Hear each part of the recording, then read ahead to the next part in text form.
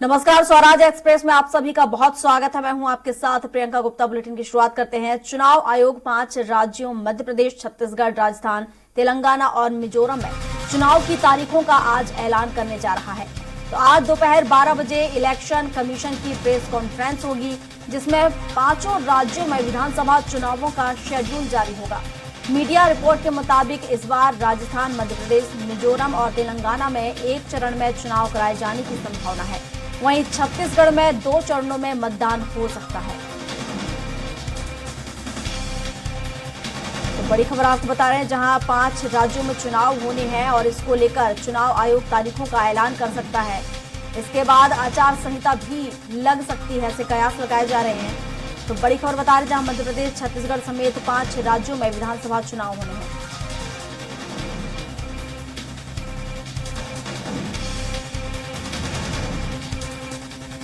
बता दें कि मिजोरम में महिला वोटर्स ज्यादा हैं।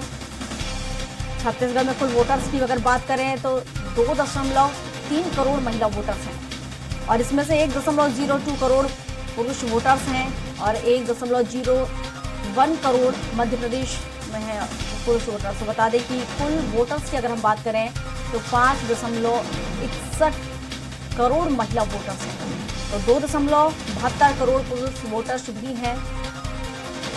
तो बड़ी खबर आपको बता रहे हैं, जहां 5 राज्यों में ये चुनाव हो रहे हैं। तो 5 राज्यों में जो चुनाव होने हैं उसको लेकर अब तारीखों का ऐलान आज हो सकता है। चुनाव आयोग प्रेस कॉन्फ्रेंस करने जा रहा है 12 बजे, जिसके बाद इतने जो राज्यों में चुनाव होने उसके चुनाव की तारीखों का ऐलान यहाँ किया जा सकता है। तो आचार संहिता भी लग सकती है। लगातार अगर हम पार्टियों की बात करें तो लगातार पार्टियां जो कोशिश कर रही हैं, जमीनी स्तर पर पहुंच रही है।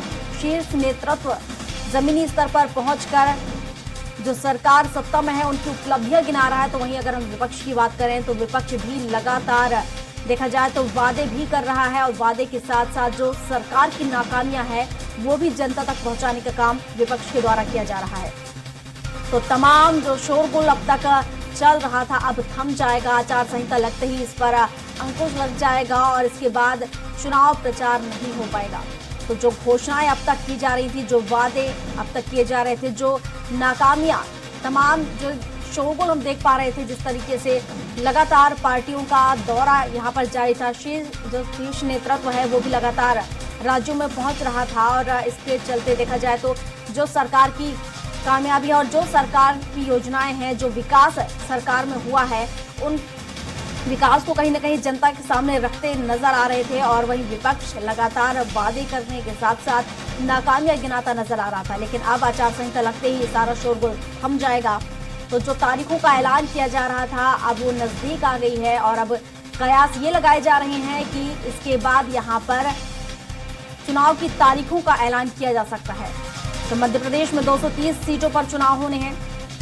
अगर हम पिछले चुनाव की बात करें तो 114 सीटें कांग्रेस के पाले में गई थी, वहीं 109 सीटें ऐसी थी जो भाजपा के पाले में आई थी। और वहीं अगर हम बसपा की बात करें तो 2 सीटें बसपा को मिली थी, इसके साथ ही 1 सीट पर सपा रही थी। तो गठबंधन करके यहाँ पर कांग्रेस ने 16 यानी कि 116 सीटें यहाँ प्राप्त कर ली थी, जिसके साथ ही यहाँ पर कांग्रेस ने सरकार बना ली थी। लेकिन 15 महीने तक ही सरकार टिक पाई, जिसके बाद यहाँ पर बीजेपी की सरकार बनी। तो बता दें राजस्थान में 200 सीटों पर चुनाव होना है। तो 5 जहाँ राज्य में चुनाव होना है। तेलंगाना की बात करें तो 119 सीटों पर यहाँ पर चुनाव होना है। मिजोरम में 40 सीटों पर चुनाव होना है।